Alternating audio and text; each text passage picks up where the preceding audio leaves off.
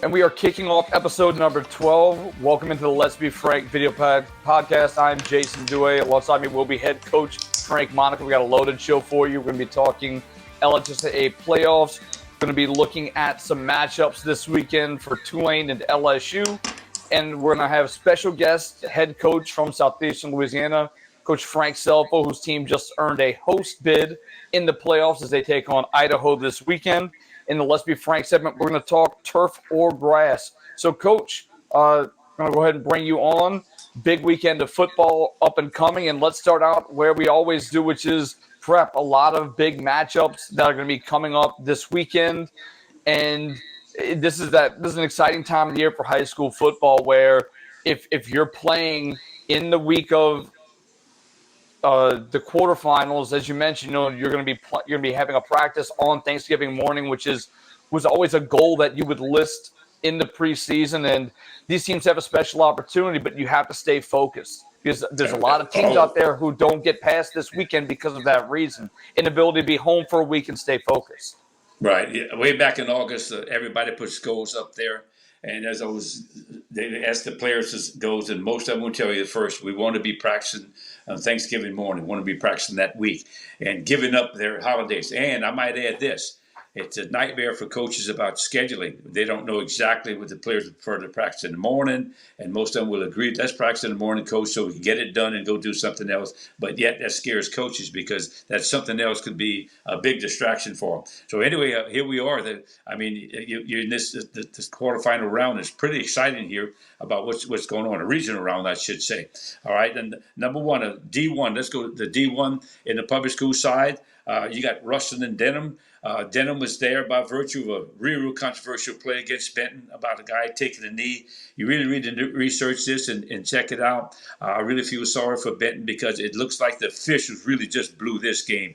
And there's no reason for it, especially when the coach conferred with him prior to taking the knee. But look at that. But we do know that that Benton was a good football team, but Russ is also a number one seed. So maybe it'll be poetic justice there. Next, Zachary, Zachary should be a very, very good game against Southside. Southside is an up-and-coming team from the Lafayette area. Really strong physical team, but Zach is also loaded. Next, you have Destrehan and East St. John, another big renewal of their district, and Destrehan blew them out in the first game, and look for Destrehan. Listen, they're on a mission. They're very, very talented, and East St. John, I think, suffered a little bit from not playing a real tough schedule. Westgate and Neville. Neville's always a perennial dome team, and they've been there. They have a lot of skins on the wall, but Westgate's also talented, but not as talented as been before. So that's that bracket. Division II, public school side. You have Iowa and Lowerville. I think Iowa seems like the better of those two teams. Lowerville's young, but they can cause some noise there. Breaux Bridge and North DeSoto. Breaux Bridge has really been a sleeper. I mean, they had two big upsets in the first couple of weeks. So North DeSoto is a very, very good team. The LSU commit on that team. Then the matchup that a lot of people need to watch is Lakeshore. Lakeshore surprised a real good Opelousas team last week. And Lutcher. So that's going to be two diverse offenses. Lutcher's a really spread offense with Winfield, the quarterback. That's the whole offense there. Lakeshore's a wing T team that created a lot of issues, but because people don't run it, they don't see it. So that should be a very interesting game, and they have to go to Lakeshore for that ball game. West Feliciana and North Vermilion. We're hearing big things about West Feliciana, how talented they are. North Vermilion has always been a very, very physical team, so we could see some there, but they still have some other marquee games, I think, that are bigger. Manny and Rose Pine. Manny's a loaded team. Again, needless to say that they'd probably be a team destined for the Superdome. Varles and St. James. St. James is, I don't think you count St. James out yet because they have speed. Speed, as we said before, never has an off day. Varles is a very, very good football team this year, but I don't know if there will be any match for St. James's speed. Union Parish and Patterson. Patterson, just an average type football team. Excited to be as far as they are, but Union Parish, right? Coach Spatz has really done a great job. They're always physical. Might have one of the best weight programs in the entire state. So look for Union Parish to get the better part of this. A-Meet and Berwick. Berwick came up with a big upset last week, and so who knows how this is going to turn out. But A-Meet's always, if you ever go on the A-Meet and watch them play, it's a novelty to watch them come out of the locker room, and they just play hard, and everybody in that school better be able to run. You know what I mean? And let's go to D4. D4 Oak Grove and Kentwood. Kentwood, when you sit playing by the big water tower there, and everybody knows when you go there, you're in for a treat. And so that's a long, long ride for Oak Grove there. Okay, then you have Haynesville and Basile. Always that knows that all of these guys are from the north. Magnum and Arcadia, a lot of tradition there between these teams. And Logansport, a team that always seems to be there, not in the Superdome, but gets there. And Homer will lock up in that one. So we'll keep an eye on that one. A lot of people don't know about these. Haynesville and Kentwood probably have the most notoriety in Oak Grove, naturally, in that division. Going to the select side. You have Warren Easton is going to line up. I think that Warren Easton's got a good football team against Karen Crow. Karen Crow's a sleeping football team, well coached, and they will have some talent out there. But Warren Easton just got speed, and I don't know if they've had been challenged lately, and because they had to bye the first week. But don't count Karen Crow out. On the other side, Northwood and Brother Martin. Brother Martin was the beneficiary of a great draw. They had a big upset against St. Aug last week, and I think that they have a very good chance here against Northwood, and they could end up in the Superdome on that side of the bracket. On the other side of the bracket, you got John Curtis playing Bird. So it looks like John Curtis that's a decent matchup there for them. Look for them to win that ball game. But the big marquee game here is Carr and Catholic High. That's going to be a brutal contest. The Catholic High won last week, beat Rummel to get there. Carr is just an unbelievable football team. The question is, how healthy will that quarterback be? So that's a game you would love to see. That game should be the state championship game. But because of the forfeits that Carr had to endure, that's what we have. In D2, you have St. Thomas More and Madison Prep. St. Thomas More is on paper looks like the team to beat, but Madison Prep is very, very talented. Very, very, very physical football team. Then you have Kennedy, John F. Kennedy going against E.D. White. Look for E.D. White to win this ball game and advance it to the semifinal round. Then you have De La Salle and Lafayette Christian, another big game here on that division, probably the biggest there. De La Salle, very talented. They have two great running backs. Lafayette Christian's coming around. They have an electric quarterback. They're very, very talented. But this game could go down to overtime. I mean, this could be an excellent game. I would love to see this one. And then you have Shaw versus Turley. Shaw, by the big benefit for them was dropping down to 4A. And something that I think the Catholic League needs to take a look at. We talked about that last week. And they're dropping down to 4A. Now look at them. They already in the regional round. They have a chance to play Turlington. Turlington's a good football team. They're solid. They got one loss of the year, but they're solid. But it'd be interesting to see the outcome of this one. And then D3, you have Newman. And Newman, number one seed. And because of University High, everybody's kept an eye on University High, where they're going to end up. And all of a sudden, Newman gets them in the next round. And it'll be tough on Newman because University High has two great players and on defense. And they'll also play some offense, too. And they can play some defense. So it could be a long, long night for Newman if they don't play well. But if anybody can defeat them, I think Newman has a weapon or two in the passing game and maybe advantage there. It all depends on if they can move the ball. Calvary Baptist and Dunham. Look for Dunham, very, very talented. Look for Dunham to probably escape with a win here. Calvary Baptist has got a few players, but look for Dunham to advance. Notre Dame and Episcopal. Notre Dame had an overtime game last week, and they won the overtime game mainly because the other team didn't have a kicker, so they had to go for two. And they stopped the 2-point conversion. Episcopal, well coached by Coach Broussard. Don't have the people that he's had in the past. They're very, very young. But man, he's got them there, and no telling them. They will play extremely, extremely hard. No matter who he puts on the field, 11, they will play extremely hard. Then the SEC, St. Charles Catholic, will go to Parkview Baptist. I don't know if it's the same Parkview Baptist as it used to be years ago with the big old linemen and those 6 inches across the eyes. But you got to like St. Charles' chances of going there. I think St. Charles will put more speed on the field, and especially with Arthur Moore at quarterback, it makes them really, really special. And D4, you have Vermilion Catholic and Southern Lab. Could be a good ball game there. Southern Lab has a lot of talent, but VC is very, very physical and really, really, really big. St. Martin's and St. Mary. Don't know much about St. Mary's. St. Martin's a one-dimensional team. They have a real good running back, and so if they slow him down, St. Mary's would have a good chance. But if they don't slow him down, it could be a tough night for him. Washita and Christian and Glenbrook. Probably the winner there is Washita Christian. They've been in the Superdome before. They know how to win. They know how to play. They were one team that opted to come down to Superdome last year when everybody else in select could play at home. They wanted, and their coaches, they wanted to play in the Superdome. So they got a taste of it, and I'm sure they want to come back. Ascension Catholic, Opelousas Catholic. Could be an interesting game.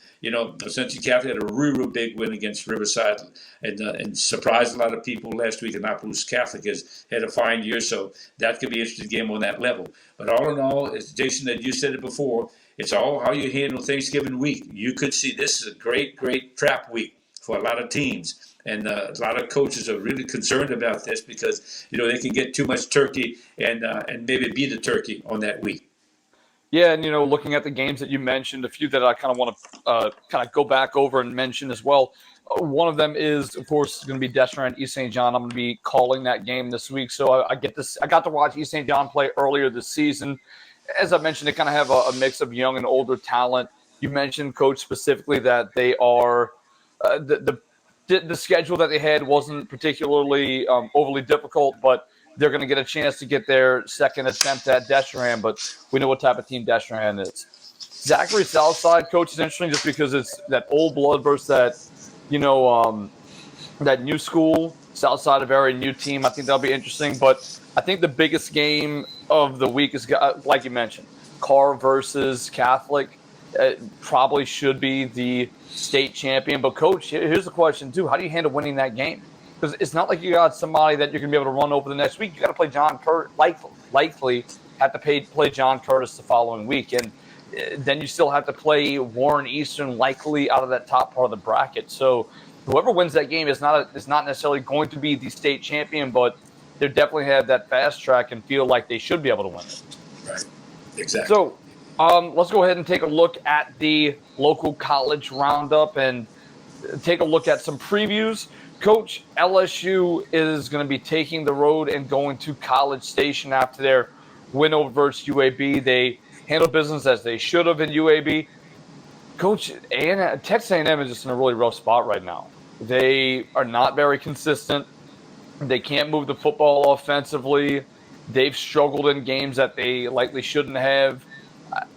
Is there an opportunity for Texas A&M with nothing to lose to be at home with the 12th man in that environment and pull the upset against LSU? No question. That's a great environment if they show up. But there's been a lot of controversy last week. Nobody showed up for the ball game, and I think that the media got a hold of that. Coach Fisher's a very, very good football coach. I don't know what really happened this year. Their quarterback situation's been a revolving door. And, they had an ex-LSU quarterback, Johnson, transferred over there. He had gotten injured. I thought he was a really good quarterback, too. And they had the number one recruiting class in the nation. So I don't really know what's going on. Something's not happened. The chemistry there, that locker room is not clean. There might be some doubt there. They cannot get to a bowl. But I'm going to tell you that if there's one game that they can play for is against LSU, because this has been, remember when they had that 7-8 overtime game when the Bay Ogeron was there, very controversial game also. So this has always been a tough game for LSU in a close game. And but I remember now on the flip side of it, Coach Kelly's got his team grounded. I think he's got them well focused. They understand what's at stake here. Now they're still in the championship game in the SEC, but they're not necessarily in the Big Four yet. So if they have to win this, would have an opportunity to get to the Big Four. So very interesting. But The guy in the paper the other day said, without Daniels, where would LSU be? And I tell you what, they wouldn't be very far because that guy is tremendous. And especially Saturday night, he came out blazing and throwing the football all over the football field and opened up his offense. But listen, if I would take the points in Texas A&M in this one. A little scary. It's a little scary in terms of the where they have to go to College Station and coach. A wounded animal gets a little bit more defensive and a little bit harder to defend. So I'm looking for a close ball game here, and let's hope that LSU pulls it out. Coach, an interesting topic that we have a chance to talk about here with this LSU versus A&M matchup. We've talked about many times with many different coaches in the college game and the high school game about transfer portal, about these the new NIL deal, and A&M is kind of the poster child of this era of NIL deal. They signed the number one class, and call a spade a spade. It's no question why they got the number one class. Kids are not clamoring to go to College Station, Texas. They were there because the NIL deal was perfect there. It was a great setup. But what we're seeing is that it's disjointed. It's not connected. So do you think that A&M is going to be a cautionary tale for other programs that say, well, we're just going to go out on a spending spree and sign every top player that we can? Because it seems like there's been nothing but culture issues there. There's been suspensions. There's been all sorts of internal struggle with having all these top-tier prospects and maybe not meshing with the culture that you've tried to cultivate and create at A&M, as Jimbo Fisher has.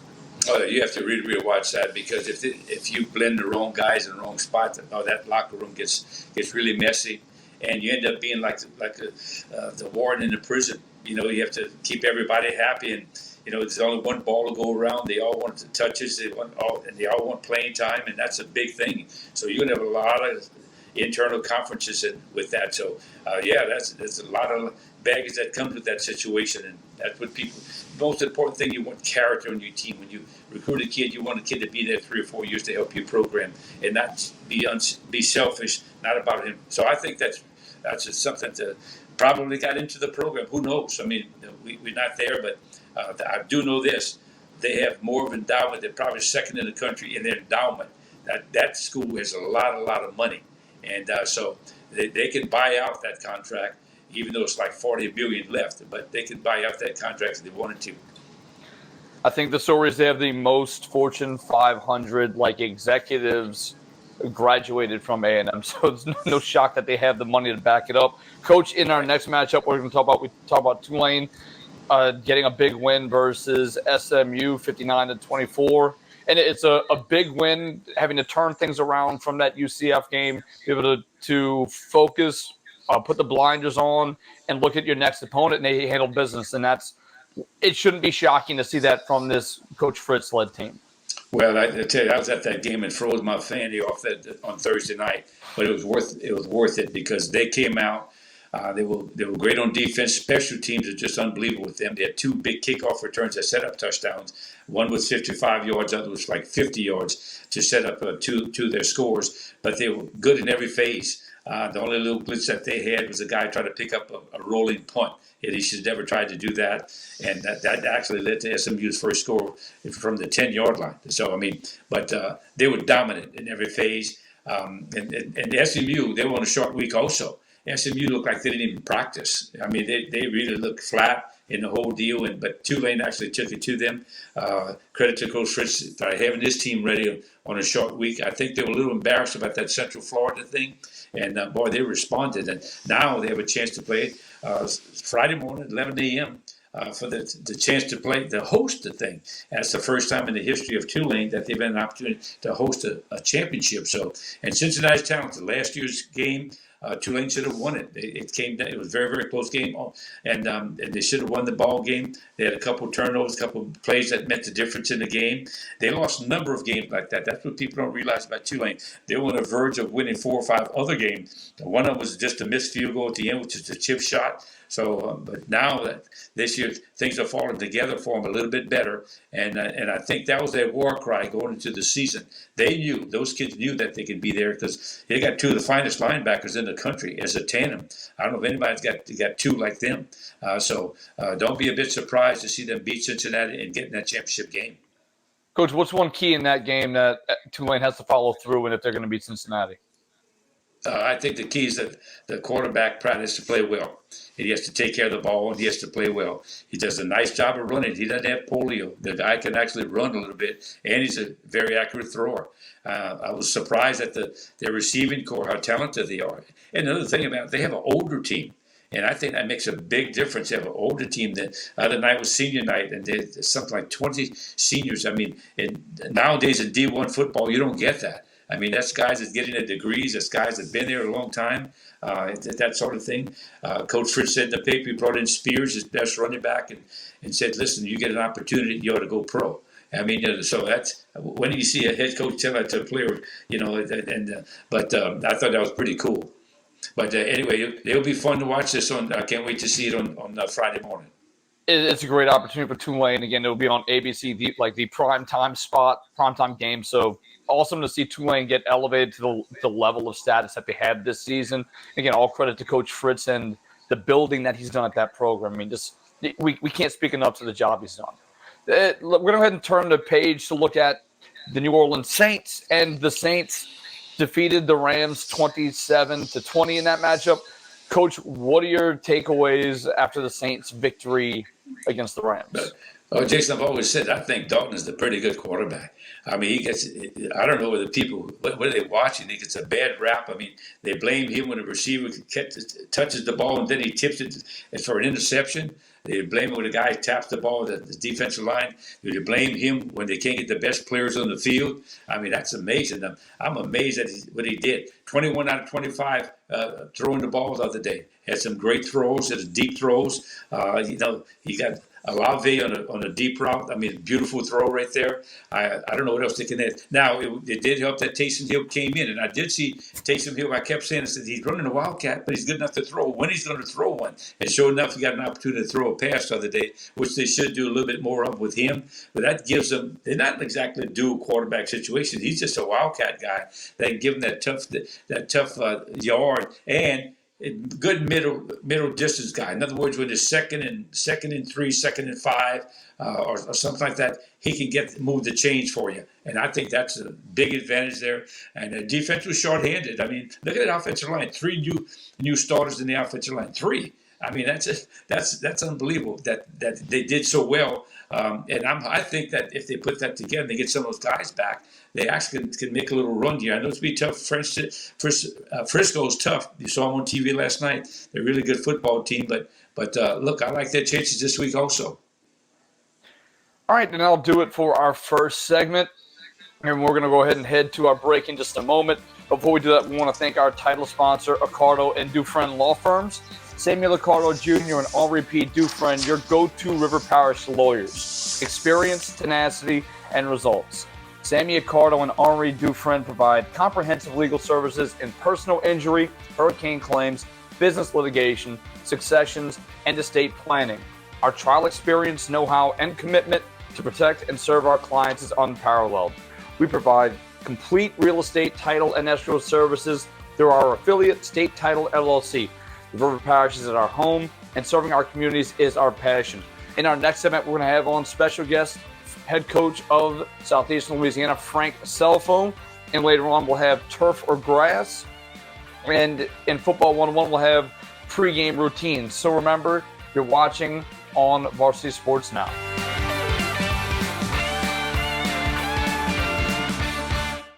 Samuel Accardo Jr. and Henri P. Dufresne, your go-to River Parish lawyers. Experience, tenacity, and results. Sammy Accardo and Henri Dufresne provide comprehensive legal services in personal injury, hurricane claims, business litigation, successions, and estate planning. Our trial experience, know-how, and commitment to protect and serve our clients is unparalleled. We provide complete real estate title and escrow services through our affiliate, State Title LLC. The River Parish is our home, and serving our communities is our passion. Based out of Gramercy, Louisiana, LSR produces Southern cane, pure cane sugar, which is only grown, refined, and packaged in Louisiana. LSR utilizes the latest innovations in technology, as well as ensuring the growth and stability of Louisiana sugarcane farmers by integrating more than 800 growers in the industry's economic structure. Southern cane is available in your local Associated Grocers and Rouse's supermarkets. Since 1972, Riverlands Insurance Services has been dedicated to securing the best insurance products and services available to protect you, your family, your assets, and your business. Our goal has been to establish a strong relationship and partnership between you, the insurance company, and our agency, creating a circle of success that prepares for disasters before they actually happen. Starting in 1981 as an industrial vacuum truck company, A3M Vacuum Services has grown to be an industry leader in waste disposal services. Whether it's providing cleanup crews for plant maintenance or emergency crews for environmental cleanup and disposable projects around the river parishes and New Orleans, A3M Vacuum Services maintains the same level of personal customer relations and work ethic that founder Pat Sellers started almost 40 years ago. Proud supporters of Comet Athletics. If you're looking for commercial or residential dump truck services, go with R&K Construction. This family-owned and operated business has great trucks and are big supporters of high school sports. Smoothie King LaPlace thanks the community for 29 years. Through the good times and the toughest times, Smoothie King has been here to serve our guests. Whether you're looking for a keto-friendly smoothie, a recovery smoothie, or a healthy, refreshing snack, Smoothie King has you covered. Discover all the ways to be your best self and rule the day with Smoothie King. If you're in need of storage space at your home or business, stop by and visit with the good folks at Acadia LLC. Seth Bouchard and his employees are there weekdays from 9 a.m. to 5 p.m. and Saturdays from 9 a.m. to 2 p.m. Give them a shout at 985-359-1333 or visit them at 1301 West Airline Highway in LaPlace.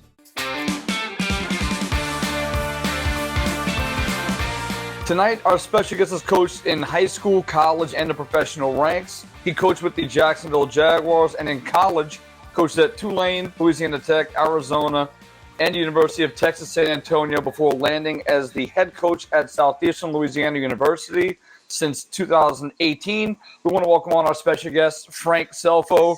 Coach, thank you so much for joining us. And this is your third time in the playoffs while at Southeastern.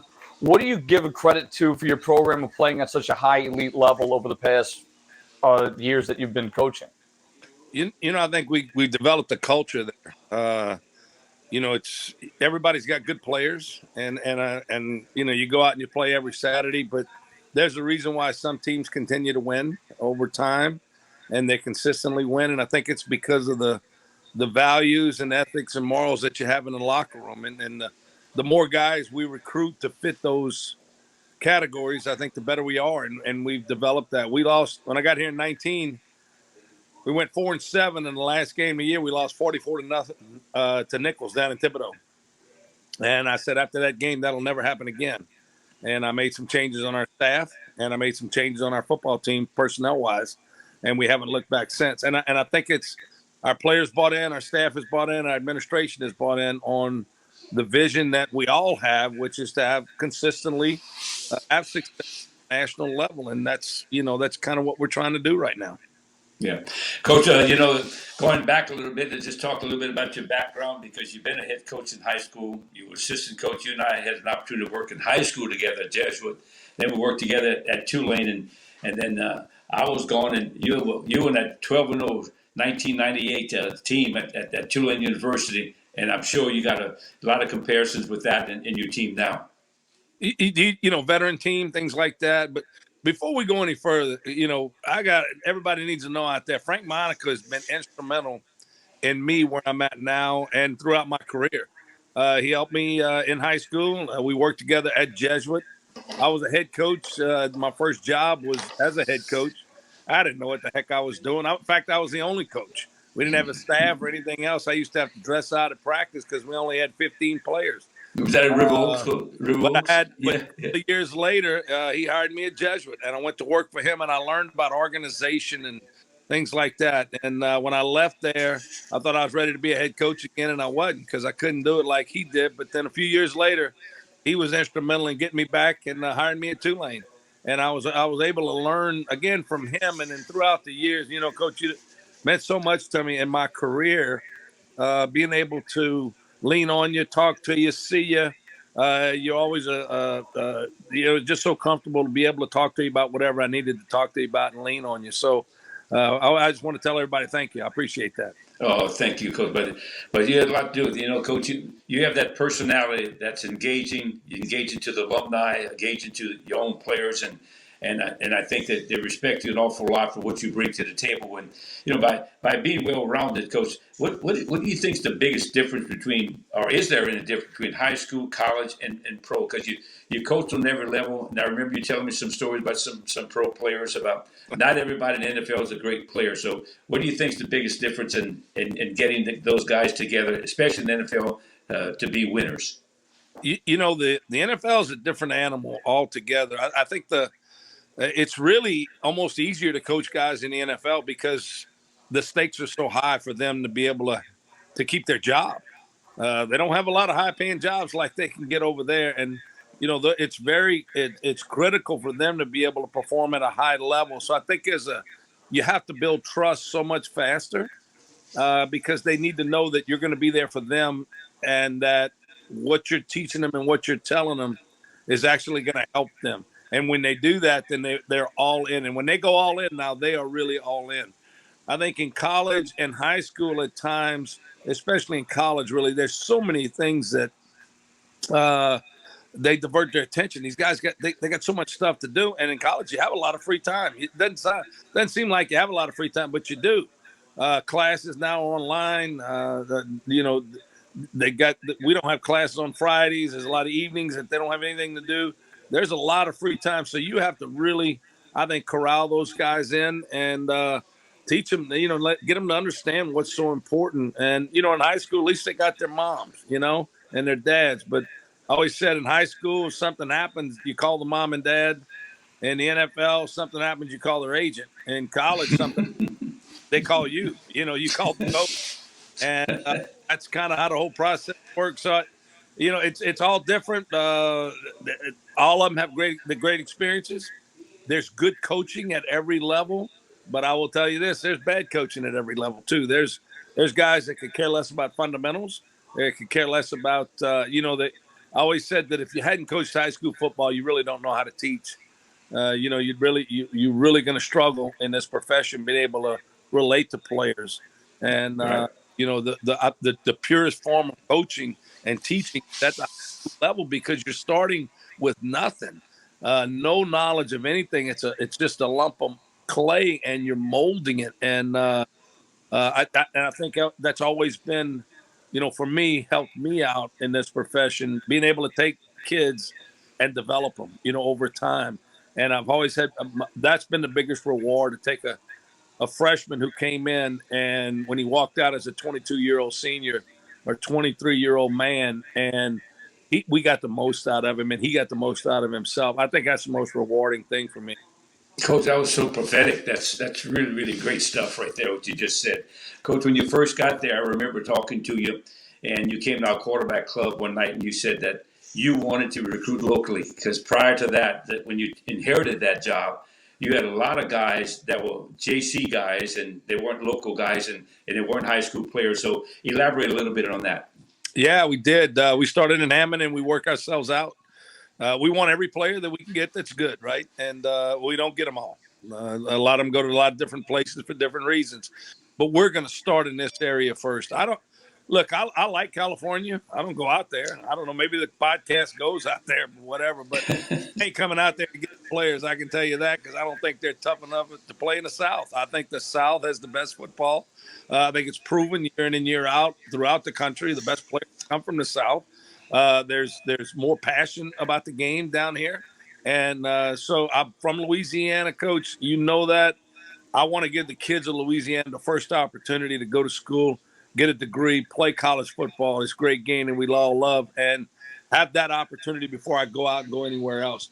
But we also have to field a competitive team. We also have to field a team who we feel like gives us the best chance to win on Saturdays and advance in the playoffs. And if we got to go somewhere else to get that piece or that part or to fill that hole, I will. But we are going to start with Louisiana high school kids first and then go out from there. Yeah, Coach, it wasn't long ago that Southeastern actually dropped football, as you know. Yeah. and you actually came in and you made a very, very consistent program, and people can identify with it, and it's great for Hammond and the university to see you guys doing as well as you possibly can. But coach, with the landscape of everything changing out there, with the NIL thing and the transfer portal, how do you guys at your program and your level adapt to something like that? Yeah, it was kind of funny you asked that. We had a recruit in my office on the last home game, and his parents were there, and they asked us what our NIL policy and deal was, what we had. And I said, well, every other week you go get a dozen donuts from Mary Lee's.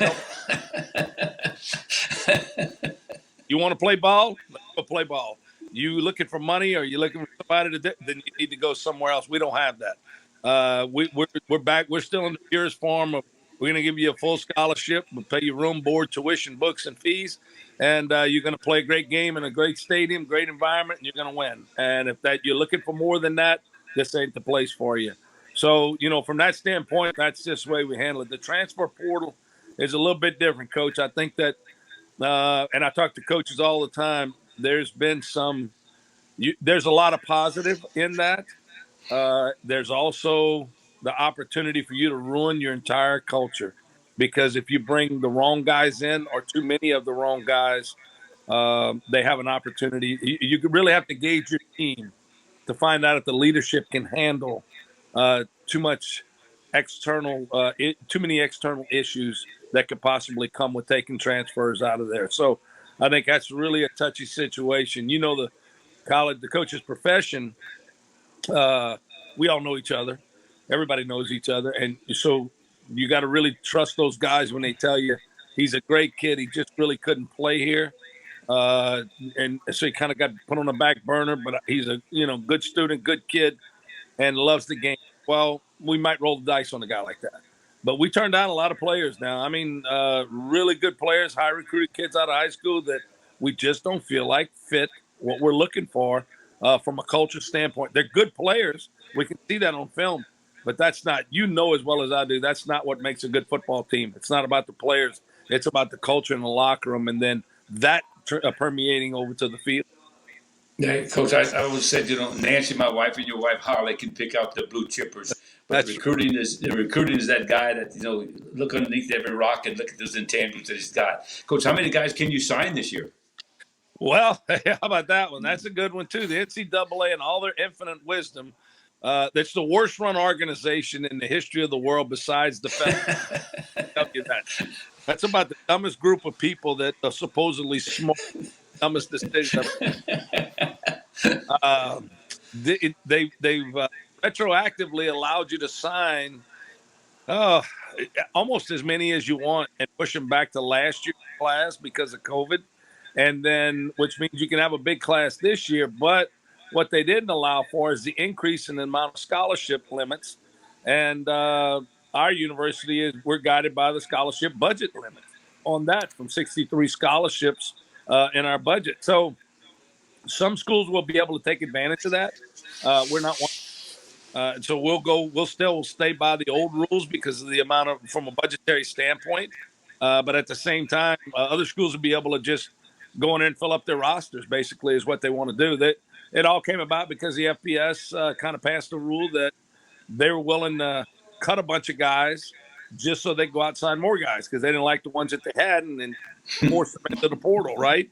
And so now they're looking up and going, wait, we can't fill our scholarship limits because we got to sign more than 25.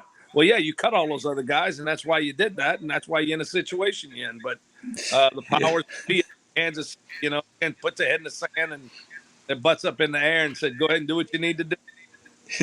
Coach, every coach in recruiting has a so-called philosophy about the type of person they're looking for. How do you guys just surmise exactly what do you narrow your guys to, and a guy that you would take and a guy you won't take? Yeah, love ball, Coach. Love ball. Guys that gym rats. You always called them gym rats. You always said, and that guy's a gym rat. You go, whoa, that's a big one right there. That's a good one.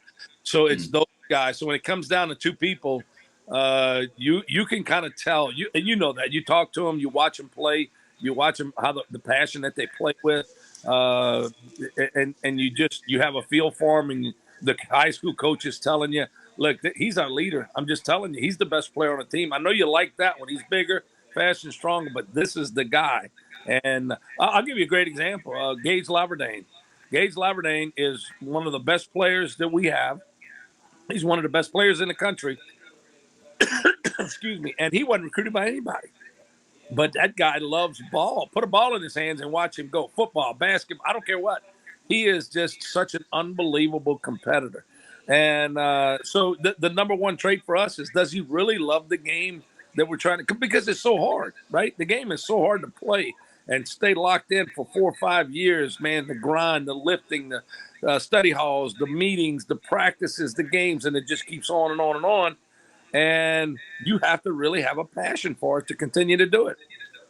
Yeah, Coach, you have a couple of guys on our team. Justin Dumas has gotten hurt, and we think that Josh McNair is another kid that really thinks the world of y'all and you. And thank you so much for allowing those guys on your team. But Coach, tell me a little bit about the Idaho, that you're a big opponent on Saturday. Yeah, I think when you put the film on, the first thing that jumps out at you, how well coached they are, how sound they are in all aspects, offense, defense, special teams. And you're always looking for that little thing that you can take advantage of on either side of the ball, right? And there's just nothing, man. We're grinding on that, and we can't, we just hadn't figured it out. And that guy's done a great job. Coach Eck is coming in 1 year, flipped that program around. They used to be FBS, and then they went to FCS, and they have not been very successful. He comes in there in 1 season, flips the program. They're in the playoffs in a tough conference, and it's because of how they play. I mean, they're just so sound. They don't turn the football over. They're plus 10 in the turnover margin. They've got 2 great wide receivers. The quarterback's freshman, which you don't see that, right? And then their running backs are explosive. And then on the defensive side of the ball, nobody runs free. Their linebackers are active. 2 defensive ends are really good pass rushers coming off the edge. And their corners are really good cover people. So I think the first thing that jumps out at you is how sound they are and how they just don't give up big plays. If you're going to score, it's going to cost you some time and a lot of plays, and you're going to have to be efficient doing it. You can't shoot yourself in the foot. But, Coach, I think it's just so exciting that you're in the playoffs. There's nothing like the playoffs. I've always said D1 should have gone to your format a long time ago. I know they're looking at it now, and it makes sense. I never could understand why they didn't do it. I was at a meeting one time, NCAA, and I remember 2 prominent coaches, Coach Paterno and Coach Bowden, standing up and said, "We don't need a playoffs. There's too much pressure on coaches." And I never forget that when I was sitting there. I said, "You kidding me? There's nothing better and more exciting in high school and college than what you guys doing right now." But, Coach, you come from a football family. Chris was a head coach at Tulane at one time. And Sam has just been a big supporter in the whole deal. You must have the most fun when you guys get around. Please tell us the group about your boys, too. And I know one of them's coaching with you. Yeah, Anthony's coaching with me now. He's coaching our wideouts. He's our pass game coordinator. He played at Tulane. He played for Bob Toledo. We signed him, and then he ended up starting for Bob Toledo after we got let go. And then he played baseball then and got drafted in baseball and played for Tampa Bay for about, I think it was 5 years. He was in their organization and got let go from there, went back, got his degree from Tulane because he came out as a junior and went to work at Morgan Stanley, started making a bunch of money, and for whatever unknown reason decided he wanted to do this, right? I didn't raise him well, or maybe his mama did, and I don't know. But he's really doing a great job with his good, heck of a recruiter. He's very organized and has a good way with the kids. And then my other son, Jordan, is a medical device salesperson in San Antonio, Texas. Doing really well. He's coming in for the game this weekend. I'm really looking forward to seeing him. He's just awesome. He's really doing well. Our family's healthy. We're, just blessed. I got a couple of grandkids, and they're here with me all the time because they're Anthony's and his wife, Bailey. And so I get a chance to see them on a regular basis. Well, Coach, listen, I know you got a lot to prepare for. You can tell by the interview why you're so successful. And, Coach, we wish you all the luck in the world against Idaho. And listen, I got a feeling this won't be your last job. I don't know if it is or not, Coach. I'll tell you this. I don't know when I'm going to stop doing this. You went for a long time before you finally And I don't know what the heck you're doing now. I mean, gosh, dog, this is amazing that you got all this set up. You couldn't even work the snow. If I knew how to smoke wacky weed, I'd be doing that. But it's unfortunate I can't do I that. still have a flip phone, but no, I appreciate it. I hope a lot of people got a chance to come out to Strawberry Stadium Saturday night at 6:00, and we're gonna play for 60 minutes. I don't know what the scoreboard's gonna end up like, but you can bet the Lions will play for 60 minutes. That's great to hear, Coach. Coach, thank you so much, and good luck. And please give Holly a hug for me, will you? Same thing there with Nancy, man. Thank you so much for having me on. I appreciate you. All right, Coach. Thank you. Thank you. We want to once again thank head coach Frank Scelfo of Southeastern Louisiana for joining us. And we want to, before we hit the break, thank LSR for sponsoring the Let's Be Frank video podcast. LSR produces Southern Cane Pure Cane Sugar, which is only grown, refined, and packaged in Louisiana. Southern Cane is available at your local Associated Grocers and Rouse's supermarkets. Remember, in our last segment, we're going to have turf or grass, pregame routines, and historic Metro and River Parish coaches in Louisiana. So remember, you're watching on Varsity Sports Now.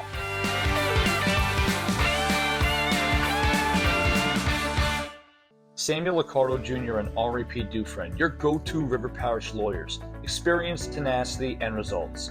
Sammy Accardo and Henri Dufresne provide comprehensive legal services in personal injury, hurricane claims, business litigation, successions, and estate planning. Our trial experience, know-how, and commitment to protect and serve our clients is unparalleled. We provide complete real estate, title, and escrow services through our affiliate, State Title LLC. The River Parishes is our home, and serving our communities is our passion. Based out of Gramercy, Louisiana, LSR produces Southern Cane Pure Cane Sugar, which is only grown, refined, and packaged in Louisiana. LSR utilizes the latest innovations in technology, as well as ensuring the growth and stability of Louisiana's sugarcane farmers by integrating more than 800 growers in the industry's economic structure. Southern Cane is available in your local Associated Grocers and Rouse's supermarkets. Since 1972, Riverlands Insurance Services has been dedicated to securing the best insurance products and services available to protect you, your family, your assets, and your business. Our goal has been to establish a strong relationship and partnership between you, the insurance company, and our agency, creating a circle of success that prepares for disasters before they actually happen. Starting in 1981 as an industrial vacuum truck company, A3M Vacuum Services has grown to be an industry leader in waste disposal services. Whether it's providing cleanup crews for plant maintenance or emergency crews for environmental cleanup and disposable projects around the river parishes and New Orleans, A3M Vacuum Services maintains the same level of personal customer relations and work ethic that founder Pat Sellers started almost 40 years ago. Proud supporters of Comet Athletics. If you're looking for commercial or residential dump truck services, go with R&K Construction. This family-owned and operated business has great trucks and are big supporters of high school sports. Smoothie King in LaPlace thanks the community for 29 years. Through the good times and the toughest times, Smoothie King has been here to serve our guests. Whether you're looking for a keto-friendly smoothie, a recovery smoothie, or a healthy, refreshing snack, Smoothie King has you covered. Discover all the ways to be your best self and rule the day with Smoothie King. If you're in need of storage space at your home or business, stop by and visit with the good folks at Acadia LLC. Seth Bouchard and his employees are there weekdays from 9 a.m. to 5 p.m. and Saturdays from 9 a.m. to 2 p.m. Give them a shout at 985-359-1333 or visit them at 1301 West Airline Highway in LaPlace.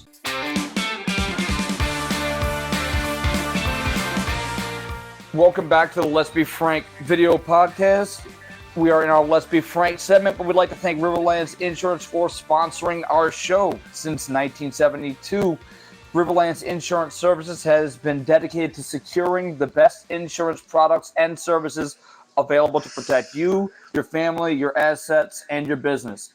Our goal has always been to establish a strong relationship and partnership between you, the insurance company, and our agency, creating a circle of success that prepares for disasters before they actually happen.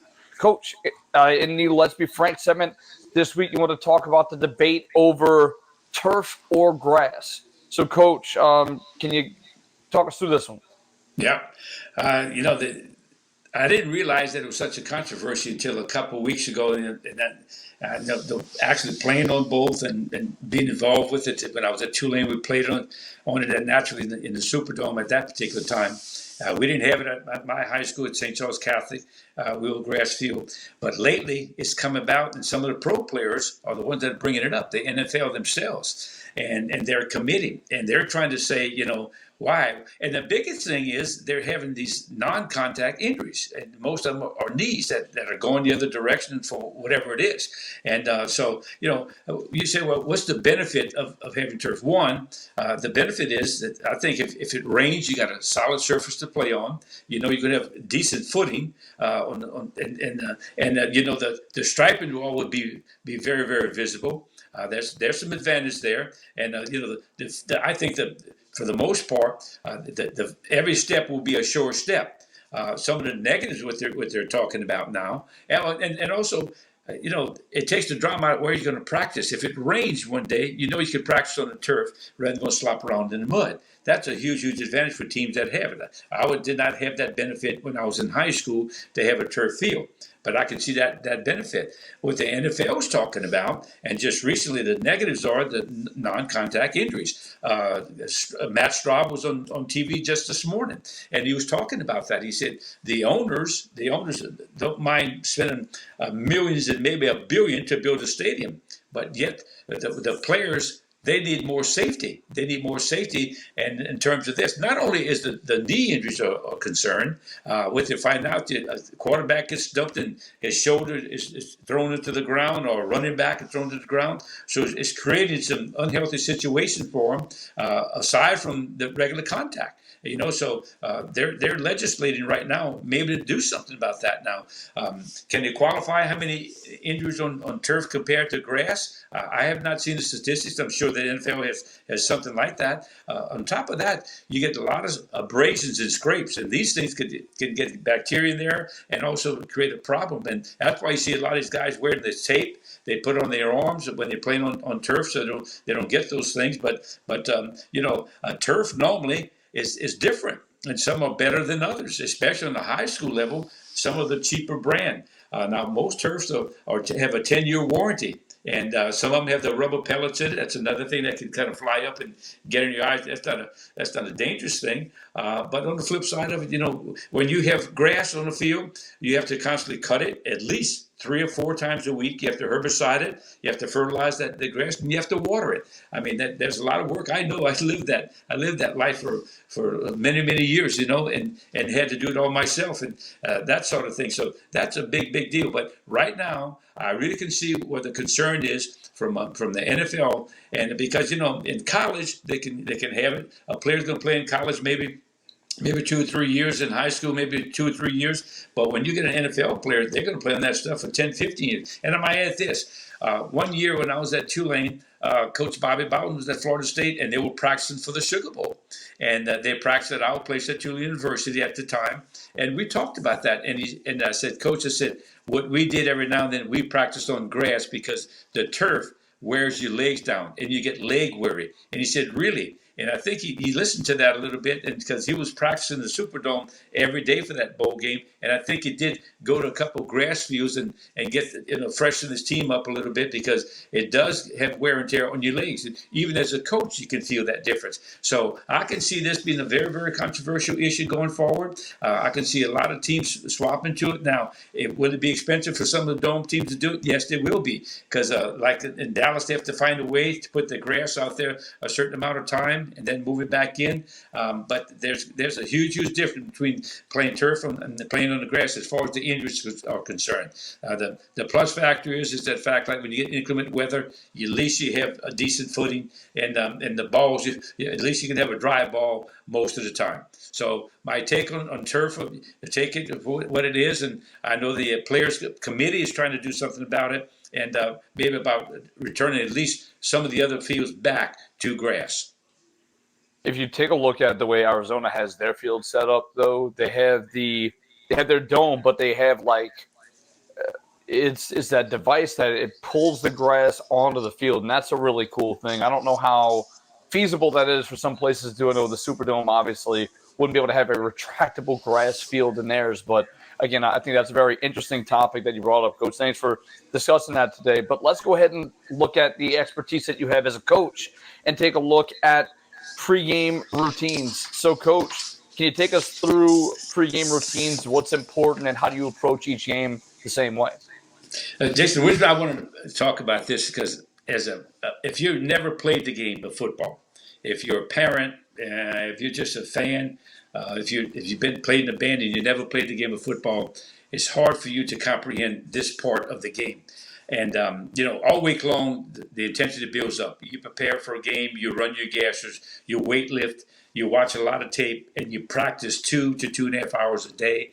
You practice Monday, Tuesday, Wednesday, and then Thursday comes as the light walkthrough, probably in shorts and helmets, and then Friday here comes the game. Well, the pregame routine that I would like to follow, and I like to think a lot of people do something similar to this. And I think that some of the sisters that were with me, I think they kind of liked it, and they do the same thing. They copied it. But after school, one thing I started to do, we had a mass for the players. It was mandatory. They went to mass, and for that time they had a prayer service. So I had a mass, and whether you're Catholic or not, it did not matter because we were a Catholic school. It did not matter. I mean, and they all accepted that. And the priest didn't mind that whatsoever.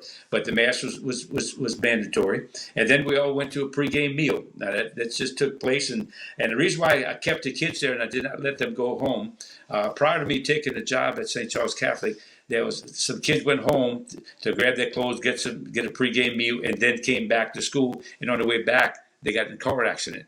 And some of those guys were not able to play that night. Thank God they were all okay. But like 3 of the 5 guys in the car could not play that night.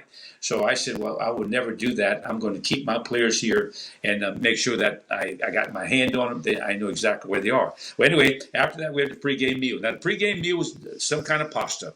It was some kind of pasta. It wasn't a real big feast. I had some parents come in and they would cook the pasta, and they would cook. Miss Giselle Murphy did it for years for me. She would cook a red gravy or the white gravy and some kind of pasta, and then we gave them a little piece of bread. We gave them a cookie, and we gave them Gatorade. They were told to stay away from milk and tea at that time of the day. Now, we wanted them to have milk at lunch. We wanted them to have milk at breakfast and maybe tea, but not prior because the tea can cause dehydration. It has an herb in it that causes a certain dehydration. So we made sure that the pregame meal was something that was healthy for them and can get them through a ball game. And then after that, the tough part comes. Then after that, we would go to the locker room. The guys would get taped, and then they had what we call quiet time. For the next hour and a half, they could put their headsets on and listen to music, but they were never allowed to bring a cell phone. Their cell phone was locked in their locker. They could not use it until after the ball game. I did not want any distraction. Didn't want them texting anybody, but they could listen to music. And this was pretty cool. Some of them went to sleep and took a nap, and others just sat there, maybe watched some tape on their iPad to watch a little bit more of the game and something like that. But the lights were completely out. And it was completely silent. They could talk, but most of the time it was complete silence in there. And then after that, at about 5:30, we'd blow the whistle, and every player would go to the position coach for just a little tip sheet. And the coaches gave them a little tip sheet about reminders about what they worked on all week long, what they have to focus on in the game. Then after that, we blew another whistle 10 minutes later, and they went to what we called unit meetings, where the offense met one group and the defense met over here. And then after that 10 minutes, we blew another whistle, and the entire team gathered around, and up on the board were tips for special teams. And the way we did it, every coach had a special team that they'd go up there and they would list the things on the board that we focused in on those special teams. Like, for instance, they in a 5-man rush, in a 10-man rush, this team, we can pressure the punter. We might be able to get a block punt and stuff like that, and the whole deal. So every coach had that, and that went quite well. And then the head coach would get up there, the final part of it, and we would go over things goals for the offense, goals for the defense, goals for the special team. He said, what kind of goals are you talking about? Goals like, okay, in order for us to win this game, we need to rush for 200 yards. In order for us to win this game, we need to have 0 turnovers. In order for us to win this game, we need to have 0 holding calls. And then on the defensive side, no explosive plays. We need to have at least 2 turnovers, force 2 turnovers, not just get 2 turnovers, but force 2, things like that on the board. And then for special team, we had a thing we call DSA, which stands for drive start average. We wanted our drive start average to be at least the 35-yard line, 40-yard line, and that would make it a 60-yard field or 65-yard field. You have a chance to score some points in. But all those things went into play, and then we blew the whistle, and everybody started getting ready to go out on the field for their pregame routine. But that intensity really, really starts to build at that particular time. The kids get really hyped up and excited and for the big ball game. And I mean, one little remark I like to make is that I've always watched the bathroom. I could tell when my team was ready. When I saw a lot of guys going to the bathroom, and I knew that they were ready. When I could see that, all of a sudden that nervousness would crop up, and that nervousness created them to want to go to the bathroom. And so I won't express what I called it, but I had a little a meter, I would call it, and it was a barometer, so to speak. And I could tell when my team was ready. Sometimes you can't tell, but when you saw that, you knew that they would play well and they would play hard. But that's my football 101 for the week. All right, Coach, I got a few follow-ups on this one for you. So what I didn't tell you is I've been wanting you to go this way for a while because we have a alumni St. Charles football page where we post, there's not a ton of posts on there, but I mentioned a few things. And I mentioned, guys, tell me what's your favorite pregame Coach Michael speech, because I think when you look at all of the things you mentioned, just the amount, even the tea that you mentioned, like I had no idea about that. So your attention to detail is unparalleled, but somebody made the comment. They said, Coach Monica would always say that we peeing down our leg or that we couldn't pee a drop. I just want to know, can you ask Coach, what's the right amount of pee? So, I thought the fact that you just mentioned that makes it so much better because I've been sitting on that for about 3 months. And some of the speeches that you gave. So, again, for those who don't know, Coach obviously was a history teacher, and he would always use it in those pregame speeches before the game. And most of them, the ones that stuck out, I should say, again, I asked and I got a few, but there's one that stuck out to me in particular. But one was, you mentioned Cortez and burning the ships and, playing what's in front of you. And another one was the 300 Spartans and, holding your ground. And it was most of the time you used that one at home when we were playing on our home field. And it was also the gladiator mention of whatever comes out the gate, we have to attack it. But, Coach, I don't want to say my favorite because when you would give this speech, I knew it was over. Like, I knew we weren't going to win the game. And it was it was normally when we played a team that we were outmatched by. Most of the time it was John Curtis, but you gave this one a few times. It always kind of made me chuckle a little bit. So you would give the Bumblebee speech, Coach. You remember the Bumblebee speech? That was my favorite one. Coach would get really intense. Say, guys, a bumblebee is not supposed to fly. Its wings, its body's too big. Its wings are too small. But we're gonna come up there and win the game. Just like that. I was like, Coach, just jinxed us. now we got no shot winning this game. But I always loved listening to him. The Joe Louis and Rocky Marciano. Do you remember that one? I don't remember. Like I said, Coach, you gave so many good ones. Can you remind me about that one? Yeah, well, and Joe Louis was a fancy fighter with great footwork, and he could jab, he could punch, he was hard to hit, something like that. And he fought Rocky Marciano, who was a street fighter. He wasn't a classic fighter. He was just a brutal ballroom brawler, basically. And Joe Louis was light on his feet, was pretty. He was really fun to watch. But Marciano beat him. And it was 15 rounds. And then all of a sudden, after the commentator asked him, he said, what punch hurt you the most? He said, every one of them. So he said, it wasn't a knockout punch, he said, but every punch hurt me. In other words, even if it hit me in the stomach, it hurt my arm. He said by the end of the fight, I couldn't lift my arms up because he was bruising. And so I used to tell him it's all those little jabs that count. It's not the knockout, but every play, basically, you associate that with every play in football. I do not say I do remember, but again, thank you for that, Coach. And we're going to go ahead and move forward to the Blitz the Ball Coach segment. And this week's question was, how do you decide on personnel?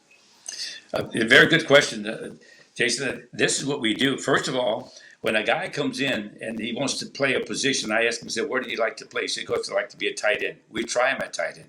We put him there maybe for 10 seconds, but no, really, we give him an opportunity. Give him an opportunity really to fail and let him play that position until he realizes, wait a minute now, I'm not suited for this. And then and if I do change a position, I always sit down with that player.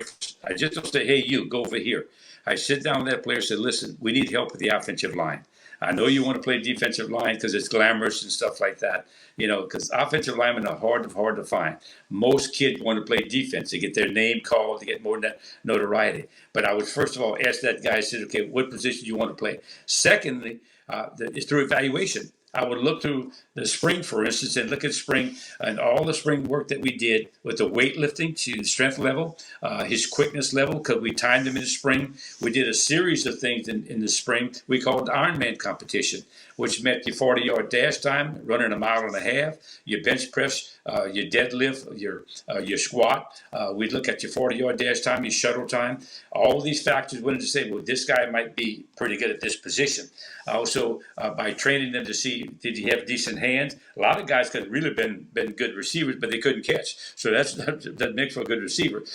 Excuse me, that doesn't mean that he's not going to be a good receiver. He won't be a good defensive back, but you like to see a guy being able to catch the ball. And the same thing with backs. You want to see the guys that has this little thing. Sometimes you're wrong. Sometimes you miss. I look at LSU. No one can tell me that LSU didn't make a mistake on Perkins at first because the guy didn't even play. He wasn't even on the field at first. I think it's a matter of once you did get on the field, all of a sudden you say, wait a minute now. This guy makes some plays. We better keep him out there. So, because if he knew he would be that good, he definitely would have started from game one. So it takes a little time sometimes for you to evaluate that ability. And sometimes from punting and kicking, sometimes you have to make players. It's like a punter. A lot of teams come in, they don't have a punter.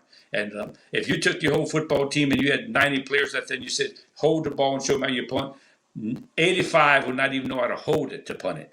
I would want you to know that. And that's a fact. So, and the other thing is never say never on a player.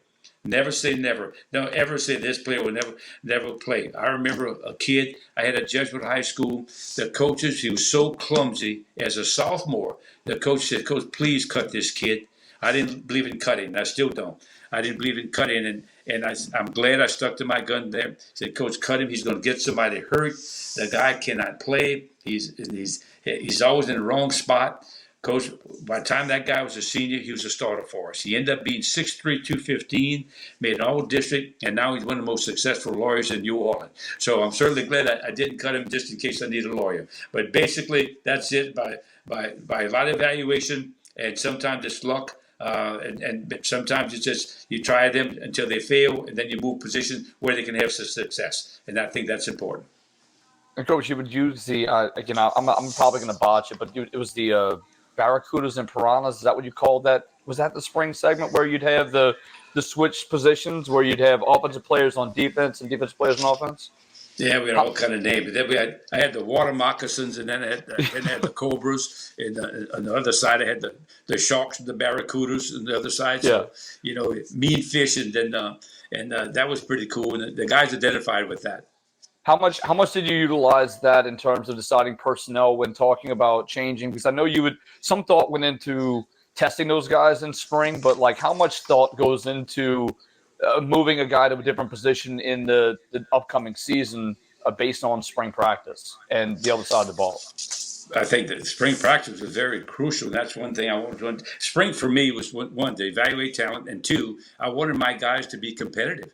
And I wanted to be competitive, and I wanted to keep football in front of them. Because if you didn't play a spring game, I felt like they have their eyes on other sports. They have their eyes on track and baseball. That's really big, and that's gonna be one of my segments in the future. And I will talk about that because numbers are dwindling in football, and that'll be my segment next week for Let's Be Frank segment. But I think you really look at kids, and again, like I said before, if they're not having success at one position and you want to get them on the field, the most important thing you do for a kid is give him hope.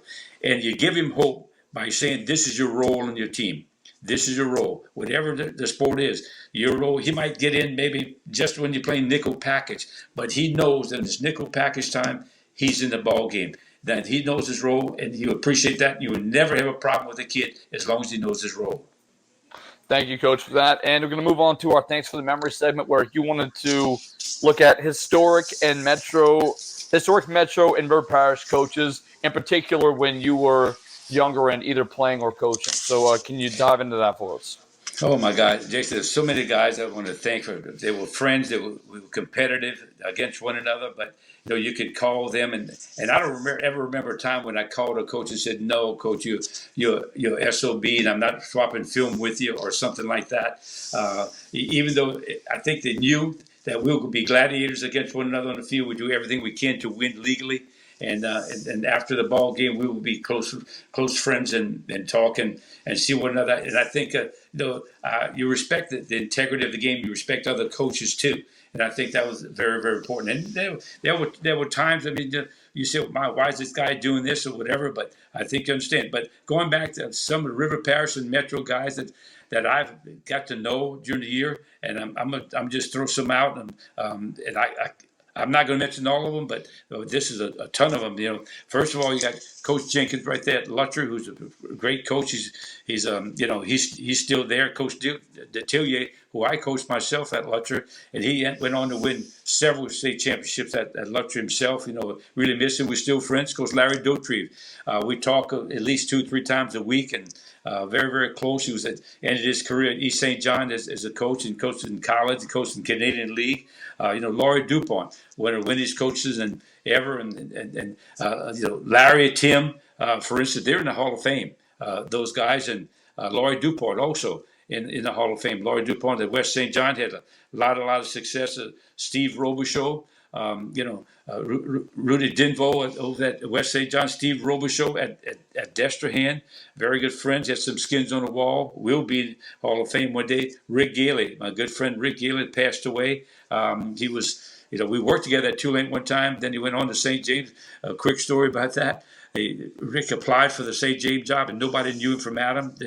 The superintendent, Ms. Poirier, called me the night before and said, "Coach, I'm about ready to name Rick Gailey head coach." He said, am I making the right decision? I said, make that decision. You'll never look back. And boys, was that a great decision on their part, because he was they didn't know who he was. He went on to be a great coach. Coach Crochet from Lorville, good friend. We talk often about football. We had similar value system, and probably would have loved to have coached together at one time. Coach Hank Tierney Shaw. We had some major battles when I was at Jesuit against Shaw High School, and Coach Tierney is still active in coaching. Coach Zimmerman from De La Salle. We were all together in the Catholic League at one time with Hank there. Tom Gruber was at Holy Cross, and got a good friend and Bobby Conlon, that brother Martin. What can you say about Coach Conlon? I mean, he was a fixture there for many years, and he's an icon in that group. And George Ryan was at Rummel High School. Tony Biegas at St. Augustine High School. We had some battles there. One of the biggest battles we've ever had. We played them in front of 19,000 people on a Sunday afternoon one time.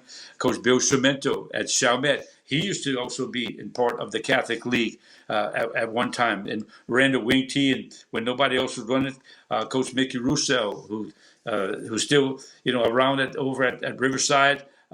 Coach John White. And Coach John and I used to talk a little bit. He's now an assistant at Riverside. Now I go back, who got us started me, Coach Lou Sanamo, who I worked under at Lutcher when I first got there. My first job was with Coach Lou Sanamo, and a good friend of mine, Coach Leroy Weskovich, passed away, and we talked on a daily basis. Coach Darnell Lee at the East Ascension. I mean, these are some of the guys that I remember from memories, and I mean, I just can't say enough about them. And when you see him on the street, you talk with him, and at times, I mean, Coach Don Rodriguez was down, always calling and keeping us abreast about what's going on. These guys are special friends that you never. Just a coaching fraternity is a fraternity like you've never seen before, and I'm so glad to be a part of that. Feeling like that I can call those guys at any time and they'll do anything for you. So thanks for the memories, guys, and I'm sure there's some guys out there that I missed. And Coach Easton Roth was a guy that gave me a chance to. What a great coach he was with skins on the wall at Rummel, and he's the one that hired me at first to go to Jesuit High School. So congratulations, you guys, and God bless all of you. Thank you so much, Coach, for that. And let's go to our final segment, which is our lock of the week. Coach, who are you liking this week? I like Tulane. I'm going with Tulane against it's a 2-point spread. I'm going with Tulane in this one based on what I saw last week, Jason. But it won't be easy. So let's go with them. It's gonna be a tight game for sure. I'm gonna go with Ohio State, 7.5 points at home against Michigan. Michigan, I don't know if they have the horses to compete. Corum looked a little bit banged up at the end of that game. I don't know if he's going to be able to go. And I think that Ohio State offensively will overwhelm this Michigan defense. I think they have a very talented quarterback and wide receivers. I think here's the trick for LSU fans, though, Coach. So I've been thinking about this scenario. I think they still need a team to lose. I don't think they get in with I think they need a little bit of help. I think the problem is LSU can't beat Ohio State, but if Ohio State would lose this game, then they would probably get the nod over them in the playoffs. And the inverse, I was going to say that. And for the committee, what do you do with the team that loses that game? That's the big question. You can't knock them out. You know what I mean? Yeah. Because they're both undefeated. So they're going to be one of the four. The big question is whether TCU wins, and I think a lot of people like to see them lose because they don't feel like they played the schedule that the rest of them have. Now, and yet they've had Clemson. Yeah, Coach. The sad thing is, statistically speaking, TCU's played a tougher schedule than Georgia. So I think, and I've heard this mentioned, I think part of the problem is people view TCU so much through that lens of group of five, but they've been a very competitive Power 5 program in the past decade or so. And, I think if they had a Oklahoma logo on their chest or a Texas logo on their chest, would we be having this conversation? Probably not. No. So I have to look for Notre Dame to knock off UFC this week. I completely agree with you on that one. I think you. I'm going to say it now before it gets too late. I think USC loses 2 more games. I think they lose to Oregon and they lose to Notre Dame. But that's going to do it for us, Coach. Any final thoughts before we head out? No, guys. Listen, just everybody out there have a great Thanksgiving. Don't forget to thank the Lord for all the many, many blessings that we have. All right, thank you so much. And before we get out of here, we want to make sure you guys know where to follow us and find us on social media. Again, you can follow us on Facebook at the Let's Be Frank Video Podcast. Follow us on Twitter, Instagram, TikTok at the LBF Podcast. Don't forget, you can listen to the audio version on Spotify, Apple Podcasts, Google Podcasts, and Stitcher. And that'll do it. Remember, we'll be here next week once again. We'll be talking semifinal matchups, which should be very exciting. And that'll do it. So for Justin Thomas, for head coach Frank Monica, I am Jason Duhe. And remember, Leslie Ball and Toro Lay, love the good times roll.